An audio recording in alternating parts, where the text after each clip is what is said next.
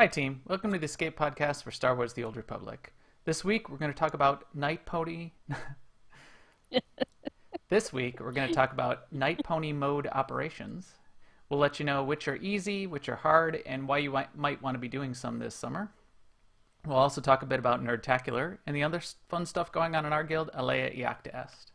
Our astromech today is EPC 102, who's probably having nightmares of his own about getting in this escape pod, but hopefully some dreams of electric sheep will calm him.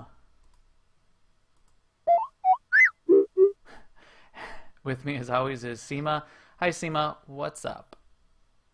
Hi guys. Well, let's see. In the last 2 or 3 weeks on our ops team, we've been getting into some of the nightmare modes of the old ops, and I'm starting to get into sort of gathering up all those achievements and titles, which, when they were back when they were progression for us, we're not really a nightmare team. I didn't really think about them, so it's sort of like they've come to the forefront, and it's pretty fun. So that's what I've been doing. And you went to Nerdtacular this past week. How was that? I sure did. It was great. So for people that don't know, Nerdtacular is a mini convention that was started by the Frog Pants community and Scott Johnson, and all the podcasts that he does were sort of centric to it. It started really about 10 years ago, just as Scott and some people who lived locally to him around Salt Lake City saying, hey, you guys want to come see a movie and, get together in my backyard? And from there it grew and grew. As of about 4 years ago, it turned into a mini convention, and they rented out a place and they sold tickets and capped it at a few hundred people, and it's grown since then. And this year, in the last 3 years, it's been at Snowbird Resort up in the mountains above Salt Lake City, and it's about 600 people. It's 2 days of content. There's a concert. It's excellent. It's a fun time, and it's mostly fun because AIE is part of that bigger Frog Pants community. It was started as part of the core of Frog Pants when Scott started his first podcast. That was part of that grew into the community, which was the Instance. And AIE started as a WoW guild at that time, and still to this day persists as a very large WoW guild. But as we grew into other games, everyone still uses that as one of the opportunities for a bunch of guildies to get together, as well as just fans of the other podcasts and shows. So a lot of AIE people showed up. In fact, we did a pretty big picture of the people that happened to be there.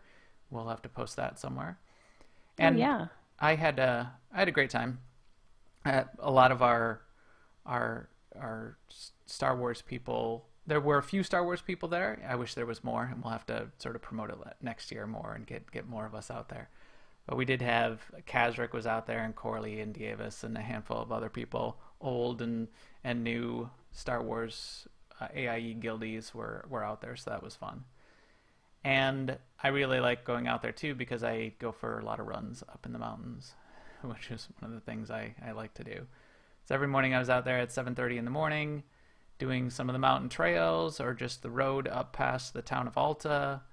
Did between 3 and 5 miles each day. And finally on the last day, which I saw 2 years ago and 3 years ago, I saw a moose, which was one of my favorite things to sort of spot out there in the wild. That is fun. Yeah. Yeah, so it's pretty cool. There's a lot of gaming that goes on, mostly board game and card games. There's hundreds of board games. There's almost as many board games that get brought along. Some sponsored by like Cryptozoic, and some just people bringing their collections of like 50 games. So there's tables piled with these board games and card games, and every new game you could think of, every old game, everything from the classic stuff like Settlers of Catan to some really new stuff like the Blizzard Heroes of the Storm themed game of Bang, which is, I didn't know what it was until I saw it this week, but it's a thing. I watched the live stream of some of the presentations, and it really looks like it's people from all walks of life, and where they come together is about gaming. Yep, gaming and these nerdy podcasts that Scott and Yeah. his team do. So then there's also, you can see some of the podcasts. The content for the 2 days is seeing some of the podcasts live. There's some panel discussions about the art of podcasting. There was a panel discussion about wrestling. There's a What? former pro wrestler Joey Image is a member of the community and has been for a while, and they've started up a podcast with him and Justin Robert Young, who's a relatively popular podcaster. And I went to their panel and learned so much about pro wrestling. It was amazing. So just weird stuff like that. And then, as I said, a bunch of the gaming and concerts as well. So they always have a musical act on one of the nights. This year it was Marion Call. In previous years it's been the Double Clicks was last year. Paul and Storm I think have done a couple years. So it's fun stuff like that too. And it's good times just hanging out, grabbing some beers, playing some games, and seeing friends. So definitely check it out next year. Tickets go on sale in the spring, and Snowbirds are a really awesome place. It's a little bit of altitude and a little bit of climbing up and down stairs, but it's beautiful. But place. You're up for the challenge. Challenge accepted. So that's what I was doing this week. So I wasn't in game all that much. In fact, it was a little difficult to be in Star Wars, and I didn't notice until, even though I had it ready to go on my Surface and I brought it to log in and check in, I didn't bring my security key. So I'm glad I did not try to, because I would have been very upset. It's that stupid security key that's just like the one last thing, and I didn't pack it. So that would have frustrated me. That's funny. So I got some gaming in before and after in Star Wars, though. We'll talk about that when we talk about. Yes, he made it home on Sunday and came in the door and just in time for ops. Yes, and we'll talk about the Nightpony mode operations that we did for that. But before we do that, we can talk a little bit about the actual news for the week. Now, an Imperial News Network report. First up, there's a new blog post up, fiction post, entitled Brothers, and it's about Arcan and Thexan and gives some insight into Arcan's, his disfiguring injury. It's like before the cinematic. This is like stuff that takes place before the cinematic or around the same time. So it explains some of that and where they're coming from, and it's a very good read. I recommend it. It'll just take you 5 minutes, so yep, it's a good one. And that was another Courtney special, correct? Yes. Were you able to confirm that? Yeah, so she's been doing a lot of those and doing a great job, I think. She's definitely showing her writing chops. That's pretty cool.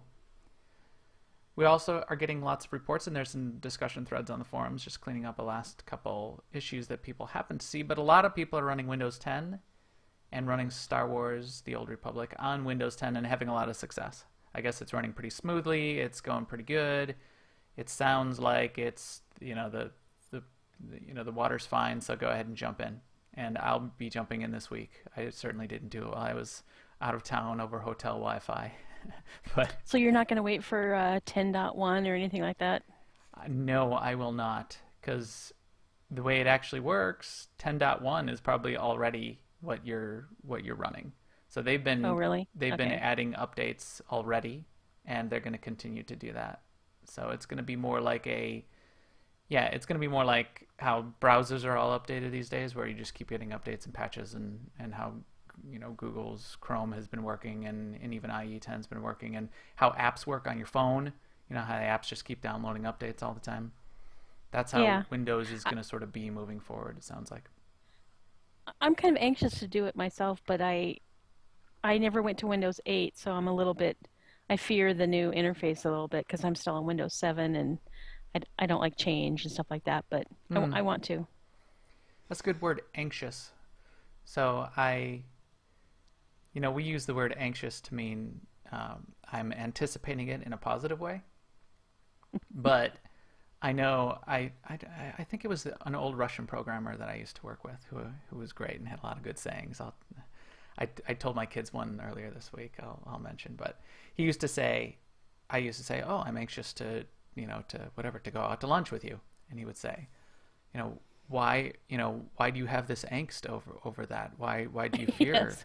going to lunch with me? Why are you anxious? Yeah. What's wrong? Why do you have this anxiety? So anxious might be a good word for Yes. for Windows 10. While you're anticipating it and interested, you might have some anxiety as well. I fear the change.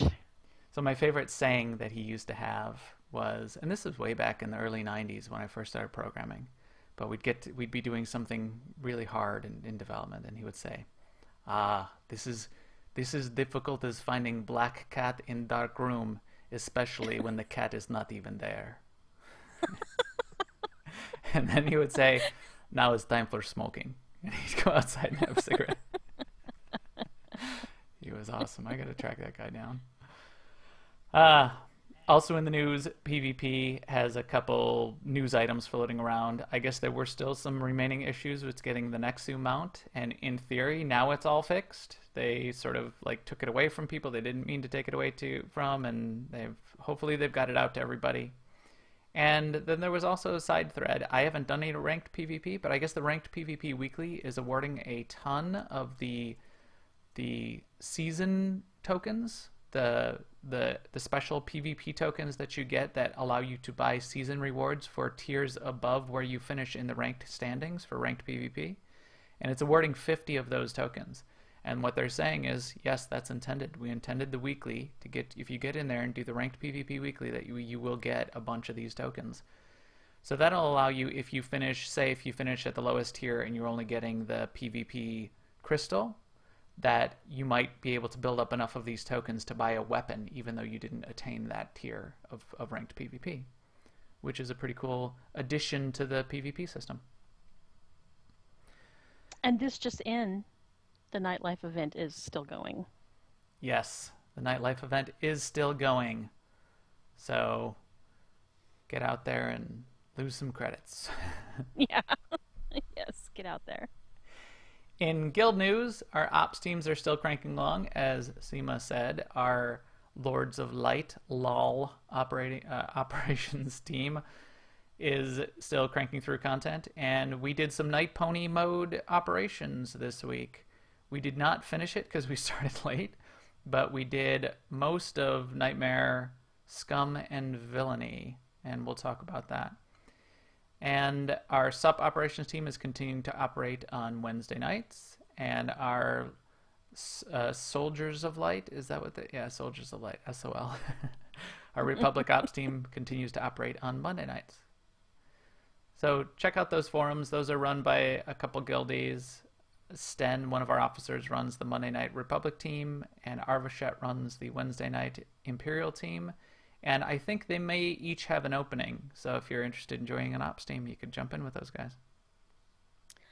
On Mandatory Fun Night last week, we did Nightmare EC, which we've been doing quite a bit lately, trying to get tanks and stuff for everyone. And we got actually quite a number of drops of decorations anyway. We did. Last week. And then we ran around and looked at a few people's Yavin strongholds. I was amazed at how far people had gotten already with decorating their Yavin 4 strongholds, considering that it had only been out for a short time at that point. And mine, I haven't even bought mine yet. I'm still trying to get the cartel coins together. But yeah, that was really fun. And then this week we're going to do Nightmare EC again, Explosive Conflict, but we're going to be on the pub side.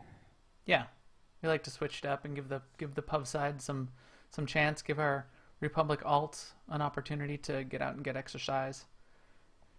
But I do hope we do get as much rewards and presents and yeah, me too, as we got in Nightmare EC last week.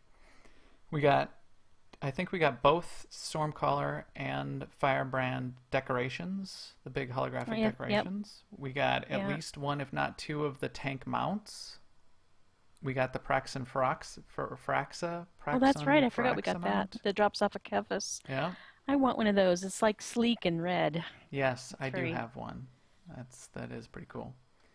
And then I think even that Kephis customization for Kaizen might have dropped. It has dropped in previous weeks. So it's definitely worth it. And I will also say, before we move on and talk more about Nightmare mode operations, thank you to the chat room. We got a bunch of people in the chat room there tonight, and already I see some discussion going on about Windows 10 and its operating mode. So that is cool. We can continue that discussion after the show as well.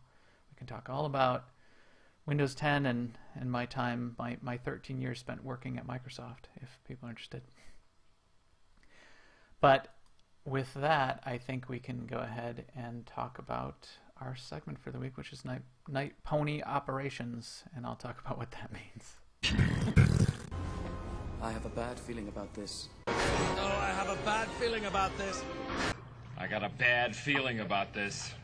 I have a bad feeling about this. I have a bad feeling about this. I have a really bad feeling about this. So tip of the hat to our pals who do the Bad Feeling podcast. But I thought having a bad feeling about what's coming is appropriate to getting into nightmare mode operations. Although, because we're sort of all of the nightmare mode operations that are currently in the game are pre-level 60.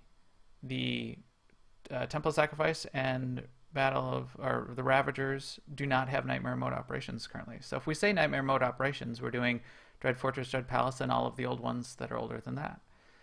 And because we're slightly over-leveled, they're definitely easier than they were at level. So the phrase that I coined to describe that is Nightpony mode operations. That's what I mean by that. They're adorable little nightmares. So yeah. Night ponies. Yeah. It's nightmare mode, but they're little easier. They're nerfed a little bit. But why are we doing them? Why are we doing them, Seema? Why are we doing nightmare modes?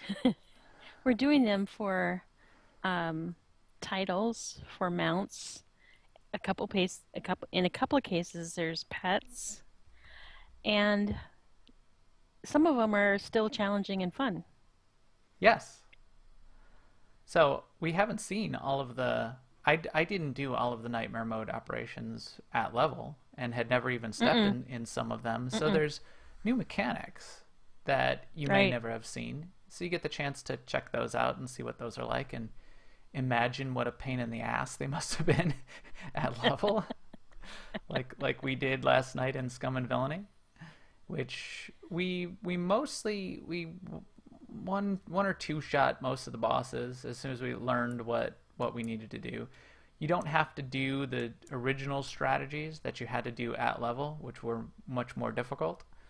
So we were able to figure out slightly different strategies and modify the actual nightmare mode strategy, because you're not taking nearly as much damage, so you can you don't have to be as hair trigger on like getting out of the fire type of activities.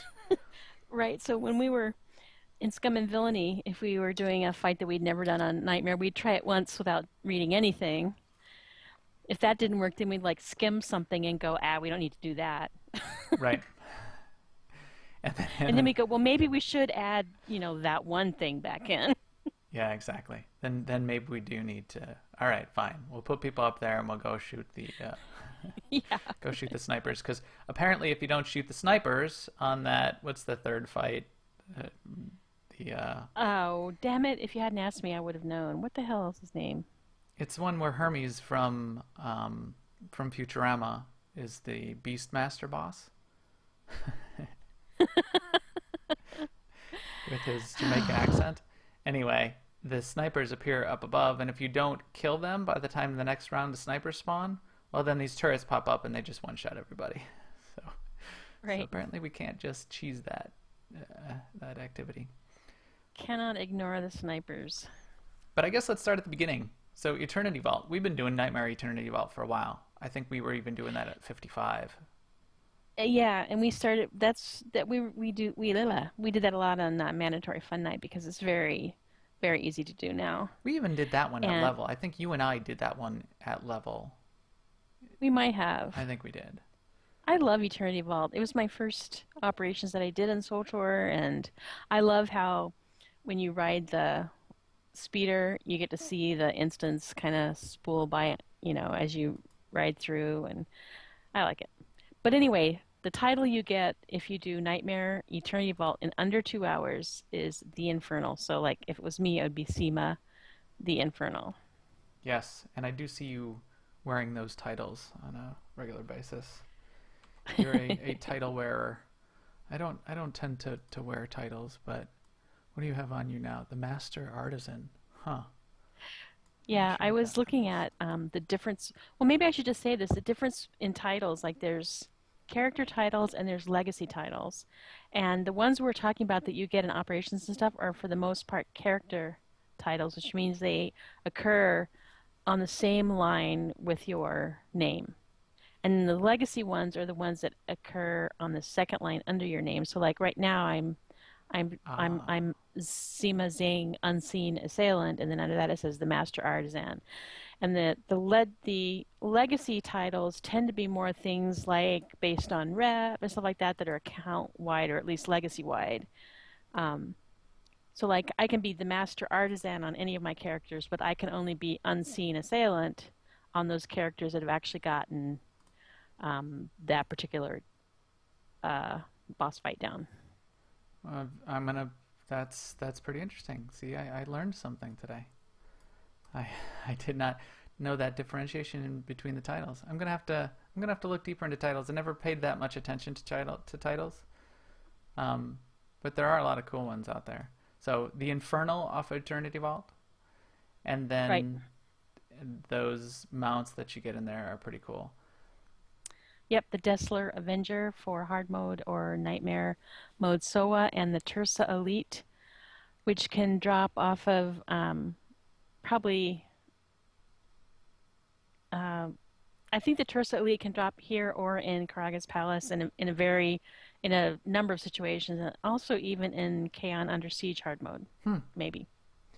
And I don't think Eternity Vault is an example. I don't think there are any nightmare mechanics that are different than regular mode, are there? I, How would we know? I mean, it's it's it's really a raffle stomp at level 60 yeah. for because I mean EV is still level 50, so 10 levels above the mobs can't hit you. So if they change things like they made things that weren't stunnable or this or that, the other thing, we wouldn't know because they're not trying to CC anything. So really, the first three operations: Eternity Vault, Karaga's Palace, and Explosive Conflict. Nothing can kill you except yourself if you're at level That's 60. right. You can That's certainly right. kill yourself, and there are a couple operations mechanics where if you do the wrong thing, you can kill yourself. But Eternity Vault even has very little of that. I think you could fall during SOA when you're jumping when you're jumping down. That's a key way to kill yourself. Yeah. But besides that, it's relatively straightforward. In fact, you can do Eternity Vault Nightmare mode with a very few number of people, even both 8 and 16 man. You do have to do a tricky thing when you do the council fight because in 8 man there's 8 individuals that you need to fight before the enrage timer, and I think you might even be able to stay alive during the enrage though too. So I think it's been done with very few players before as well. Next is Karaga's Palace. Karaga's Palace is a great place. We like to go in there and have fun in Nightmare Mode Karaga's Palace. The timer on And if you that, do, yeah. yeah, if you do it in under 2 hours, you get the unyielding. So it'd be like max the unyielding. Hmm. And these under 2 hours for both Eternity Vault and Karaga's Palace is very doable. I mean, I think for us, when we just run through it on Mandatory Fun Night, even it's more like 45 minutes. So you don't have to worry about the time at all. It's just going to happen under 2 hours. I don't think you could stretch these out into more than 2 hours. Right. And that one is relatively easy as well. I don't think there is very much in there, even of mechanics that will kill you. And even the puzzle boss where you have the Towers of Hanoi stacking puzzle to kill the droid in the second to last boss, you can nearly ignore those mechanics and just DPS the boss down if you just drop some Right, you fire can on him set up once or the twice. puzzle once, right? And Yeah. then hop down and kill him. And in Karaga's Palace, you can get the Desler Turbo off of the last boss there, Karaga, in hard mode or nightmare mode. Then you can also get the little pet, the Mogul, Yeah. like the Mouse little droid. pancake droid thing. Yeah. Yeah. And Um, you can get his hat, which you can get in other oh, modes that's too. right. But we certainly want to be getting his hat while we're in there. And Right, the purple bell. yes, that is quite iconic in early SWTOR to be getting that crazy Karaga hat. Explosive conflict we tend to do a lot because one of the key decos that you get in there is the avalanche heavy tank mount. So it's the tank mount that it looks very much like, in fact it looks a little too much like the landslide assault speeder that just came out of the most recent cartel pack. But when you go in the avalanche heavy tank mount, you're completely inside it. You're not riding on top of it like the landslide speeder. So I think that is pretty cool. Back in the day, it was a special mount. It was slower than any of the other mounts. It was a 90% speed mount, but it had an extra ability more than any other mounts at the time to increase the amount of damage it took to dismount you when you were running through mobs. So people liked it for that reason. So I still like that one. A lot of people do. We keep going back to explosive conflict on a regular basis because it's quick, it's easy. There are these cool decorations, this being one of them, and getting this mount is very interesting to people. So a couple other things that you can get are a replica. Is it a holographic replica? It's a decoration replica of Stormcaller and Firebrand that are pretty cool. You can also get a cool mount called the Praxon Pharaxa that drops off of Cephas. Yep, Nightmare Mode Cephas. And it's the Praxon bloodline of a hard mode Cephas. Oh, two different. Interesting. I wonder which one I have. I have one of them. Well, yes, I think I don't know about I think they are both red actually. I have the Pharaxa. I was going to say the Pharaxa is the cool red one, but I think they're both red actually. And then you can also get a couple other things off of Cephas, which are very interesting. There's a big decoration, which is an anti-aircraft turret, anti-air defense turret of some kind, and it's quite large. It goes on a centerpiece, and it's this giant turret that you can put in your stronghold. And you can also get, I don't know, are there any pets that drop off of Cephas? I feel like there are, but I don't remember. Maybe that's just random. I didn't see one. But yeah. Oh, go ahead. A very special thing that you can get off of Cephas is a appearance customization item for Kaizen if you're a sage, which turns Kaizen into a Cephas replica. So that is quite cool. Yeah, that would be cool to have. Maybe that'll drop for us on Mandatory Fun Night this week when we do this on the pub side. But I do want to say there's a couple of titles you can get in Explosive Conflict 2. For doing Nightmare EC in under 2 hours, you get Warstalker, which comes before your name, so it would be like Warstalker, SEMA. But then you can also get Minesweeper SEMA, and this is actually in any mode of EC. And you get that if you're able to defuse one of the mines during the General Vorgath event fight leading up to him. So, and I read a tip off Adelphi, which I did not know, but this makes so much sense, and I believe it, is that if you stand right under the droid, the person who's standing right under the droid is the one who'll get the buff so that they can then go and defuse the mine. Okay. So if you want to get the Minesweeper title, try standing right under the droid. And we could rotate and have other people stand away a little bit.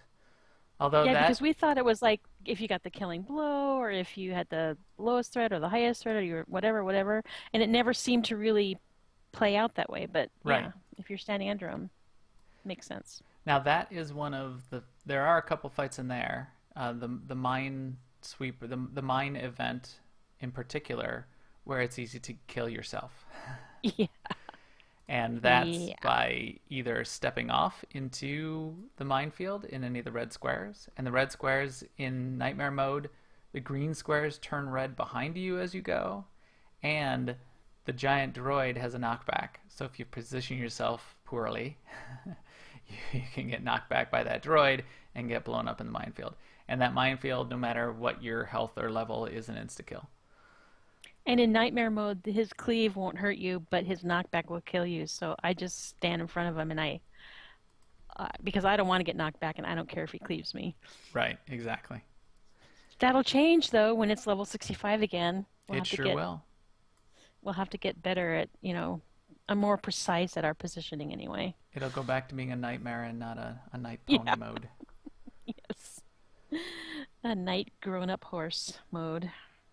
Next up is Terra from Beyond, and we haven't cleared Terra from Beyond Nightmare yet. I think we were working on it back in the day, but we never got all that far, and we haven't gone back in there yet, but maybe we will in the next few weeks, just for fun.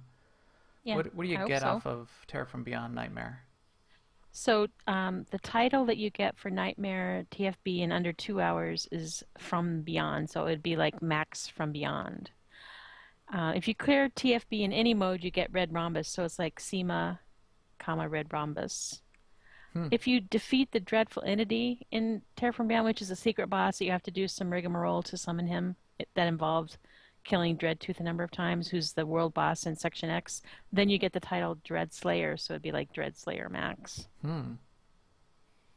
Yeah, those. And I guess actually there's a pet that drops in there. I don't know that I've ever seen it. A deep wriggler, which kind of looks like the first boss in there, but tiny. Right. And then there's a mount called the Helix Hyperpod, which I know I have never seen drop. Well, it says Nightmare TFB, but I have never seen a Helix Hyperpod drop. No, neither have I. Anxious to see that. There are some cool decorations that drop in most of the modes as well that I really like out of TFB, including the Hypergate. I think it's called the something Hypergate, where it's that spinning Tron-looking ball thing hovering over a platform. That's very cool. And I think there's something else that drops in there on a regular basis. I forgot what the regular blue drop is. It's Hypergate Irregularity. Yep. And there's also one, and I think this is the one that maybe drops in Nightmare, called Reconstructed Hypergate. Right, yeah, which is just a platform on the ground, right? That's the circular platform. Yeah, yep. Both of those are very cool. Hypergate Irregularity is the circular one. And then... But then there's also a shielded data core, too, that you could get in there. Oh, really? That's interesting. I like those data cores. And that's a key mechanic of Terra from Beyond, is dealing with those data cores in multiple fights. Yes. Let's see, next up is Scum and Villainy, which is what we did last night. And we got all the way through... We got to the second to last fight, correct? And then we ran out of time? Yeah. So it would have taken us so long. That last fight is so long. Yeah. I think, okay, so the title you get for doing Scum and Villainy in under 2 hours is Dragon Slayer. So that is a pretty good title. So Dragon Slayer Max, for instance. That is. However, Scum and Villainy is long. It is really long. So it is. I think we're going to have to really sort of tighten up our act if we ever want to complete it in under 2 hours, like start on time and stuff like that. Crazy stuff like that. Yeah, I know that's crazy talk. There is a secret boss in there too, as there is similar to what we're talking about in Terra from Beyond. That one's called the Hateful Entity. If you kill him, then you get a title, the Eternal Warrior. So it'd be like SEMA, the Eternal Warrior. Okay. Hard mode and Nightmares, Styrek, who's the last boss in there, drops a Desert Kel Drake, so a miniature version of a Kel Dragon. And then, but what we really would like to see is Titan 6 drop his mount. I heard that actually drops off the last fight. It's the Titan 6 mount, but it drops off the last boss. I think it has a small chance to drop off any boss really in Nightmare mode, but I bet it does. And maybe in a little bit higher chance on the boss. I mean, the final boss, yeah. So that is when Titan 6 goes into his final burn phase and sort of collapses, does his transformer thing and collapses down to into that tank that sprays fire. It's that tank mode turned into a mount for you, which is pretty cool. So yes, I like Scum and Villainy as well. I like... What was the blue decoration that was dropping along the way? Oh, there's a light that you can hang on the wall. I think it was a... Bizarre Lantern. Yes, bazaar lantern. Bazaar, not bizarre. Yes. A bazaar lantern, which I really like. I'd like to have like 20 of those, so maybe I'll need to go in there myself and try to farm them up off some trash. Of course, there's no trash before the first boss, and Seema loves trash, so I don't know. I do. I live for trash. Couple other that we have not done yet. Oh no, we did a little bit of actually. Dread Fortress, which we are progressing on. Dread Fortress has some really great rewards, which is why we're working on Dread Fortress. We're 3 of 5 clearing Dread Fortress, and we're going to go back to it this week and on Thursday and see if we can clear it and get through it now that we've taught ourselves the fights again. So Dread Fortress and Dread Palace are boosted up to level 55, and I would say level 55 plus. So even at level 60, you can die to everything damages you. You're still taking damage throughout the fight. The healers need to heal people and things like that. It's not as hard as it was at level, but you do need to be paying attention. You need to also be paying attention to the mechanics. And the mechanics in Dread Fortress, and I expect Dread Palace as well, are definitely Nightmare mechanics, and they spend a lot of time doing interesting, different things in those mechanics that you need to be paying attention to. Like the Draxus fight. I couldn't believe how many twists and turns to the Nightmare mechanics there were as we're trying to learn that fight. And that fight is already like, what, it's like 12 waves of ads as you're going through that fight. And each wave, it was like, okay, now one of these mobs over on the side has a different colored lightsaber this time, and that guy, even though they're both named the same, the one with the other colored lightsaber does more damage. You're going to want to kill him first. But, the healer in this mode, does this thing, and now you can't let this guy finish his channel, which you used to be able to do before, and yada, yada, yada, yada. So that, like, lots and lots of extra things that you need to pay attention to and worry about, even at level 60. I love that fight, Draxus. I've loved it in every mode. It's an interesting fight because it is a fight. It's a fight of ads, pretty much. You do need to do damage to him as you go as well, but getting the dance on the waves of ads is the whole fight. It's not a fight where you're fighting the boss and you need to spend 5% of your attention on ads when they spawn. It's not that at all. I'd say it's the opposite. The boss is like the easy part of the whole thing. It's kind of rude though, because like the waves are the fight, but then at the end you successfully get all the waves, the boss still enrages, so you really have to kill him too. Yeah. So sadly, don't ignore him or suffer his wrath. So there are titles to be gotten in Dread Fortress. If you do the initial quest where you do this, you progress through the zone and do that story up into Dread Fortress and finishing Dread Fortress, then you get Seema the Fearless. You get the Fearless. If you kill Brontes, who's the last boss in there on Nightmare mode, the title is Conqueror of the Dread Fortress, so that would be like Max Conqueror of the Dread Fortress. If you do Nightmare Dread Fortress in under an hour, not under 2 hours, but under an hour, 1 hour, then you get the title Gatecrasher. So you'd be like Gatecrasher Max. I like that. I like Conqueror of the Dread Fortress though too. Conqueror is a good word. And what do we all want though out of Dread Fortress? Oh, Nightmare Brontes drops a mount called Wings of the Architect. So that's the one where, I don't know, it looks kind of like a diabolical angel with these like tentacle wings. Yeah. So comic book fans know who Doc Ock is in Spider-Man lore.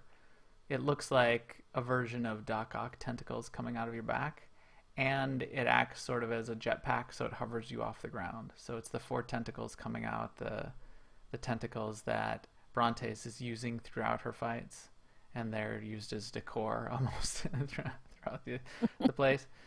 And they're the fingers and the hands is what we call. So when you're in that last fight, the tank always assigns Max the middle. They give Max the middle finger. We say things like that. And apparently there's a pet that drops off a Nightmare Drax's as well. I don't know that if it ever dropped for us, I didn't notice it, but it's a Subtroth pet. It's called Deep Crest. Really? Off of Subtroth. Draxus? Huh. No, I haven't seen that either. I like the Subtroths, though. The Subtroths are all really cool. Subtroths and the Racklings are awesome. So that's what I like. So we're going to go back in there on Thursday and continue to clear that place. We would love to get the Wings of the Architect for as many people as we can before before it gets hard again. And then finally we got a little Dread Palace, and we haven't been in there yet, and I know that's going to be a challenge, but that should be fun as well. Yeah, I'll be happy if we finish Dread Palace on Nightmare. I would consider that frosting on the cake, I think. But in there, you can get the title Epic Hero if you just finish if you continue the quest line from the end of Dread Fortress through to the end of Dread Palace, you get that. For Nightmare Dread Palace, you get Deposer of the Dread Masters. And if you do Nightmare Dread Palace in under 1 hour, then you get Dreadmaster yourself. So you could be a Dreadmaster, which is pretty cool. That is pretty cool. Dreadmaster Max. I would like that. Yeah, I'll take that. There's a mount that drops in there. In my notes I put Dread Enhanced Raptor, but I don't think that's right, is it? It must be Dread Enhanced Rancor, maybe? I'll have to. Is there a Rancor mount that drops in Dread Palace? That sounds familiar. That's interesting. I'd have to look that one up. And then you have a note in there of another Praxon mount that also drops. That'd be interesting. Praxon Pyroblast. Interesting. Hard mode Dread Council. And I kind of assume anything that in most cases, if it can drop off hard mode, it might also drop in nightmare mode, but I don't know. Yeah, I think it does. I think those do. So those are the operations. There's a couple other titles from other old stuff. Why don't you run through that, and then we'll sort of summarize. Okay, so super quickly, if you do Dreadtooth in Section X, who's a world boss, if you do him with fewer than 10 stacks of Dreadful whatever, then you get Druk Hunter. So it'd be Druk Hunter Max. If you do him with 10 stacks, it'd be the Resurgent, so like Max the Resurgent. If you do hard mode Golden Fury, which is the lair boss that's on Makeb in the Taboro's courtyard, you get Seema the Furious, if you wondered where that had come from, if you see people with that. You thought it was a PvP title, but no. Also on Corellia, there's a world boss called Lucky. If you kill him, you get the title Lucky. If you get killed by him, you get the title Unlucky. Yes, which is pretty cool. And he's easy to kill at level 60. You can go and do it with just a few people. Yes, he is very easy. So that's... Yeah, Colt is just told... Yeah, it's a Rancor, not a Raptor. I had WoW on the brain probably when I typed that. Rancor, that's great. That would be good. I don't have a Rancor yet. I haven't put enough millions into the slot machines apparently to get myself a Rancor, so I don't have one. So I think I have a better chance of going in soloing Dread Palace. Yeah, you might. All right, well, I'm looking forward to continuing our Nightpony shenanigans. Right. In Dread Fortress, and I want to finish Scum and Villainy too, and Terror from Beyond. I agree. I'm excited to go and clear all of those, at least for the title and achievement, and to have done it and seen all the nightmare mechanics. And then I would like to get a couple of those extra mounts and presents and toys that drop in these various places. And And I would recommend it to everyone else as well. As you're sort of waiting out the summer, as we wait for the new content to be dropping in October, this is becoming a really fun diversion. I had sort of forgotten about this, and we've spun this up for our mandatory fun nights and for our operations. And I think multiple of our operations teams now are doing a little bit of this kind of stuff from time to time. So here's another fun thing for you to go back and do. Now, when we hit level 65 and the content gets adjusted again in the fall, these will all still be available, and they'll be hard. So it'll be another challenge and an interesting opportunity. Even though we won't have new operations, we do have all of these really valid older operations that will be fun to go back and continue to make progress on and do as hard content. So we'll see how that goes. But I think with that, our EPC 102 droid here is ready for his own personal nightmare in this escape pod. So we will let him head out. Thanks to all of you for joining us either on newoverlords.com, on iTunes, on YouTube, or live on Twitch. Please subscribe to us on YouTube and iTunes, and we'll make sure we continue to push content out into those locations. And we'll stream again next Monday night on twitch.tv/newoverlords around 10:30 p.m. Central. Also, follow us on Twitter at MaxTheGray and at AIESEMA. And you can find us on Jedi Covenant and ask us for an AIE Guild invite at any time. We would love to have you. And we will talk to you soon. Bye, everyone.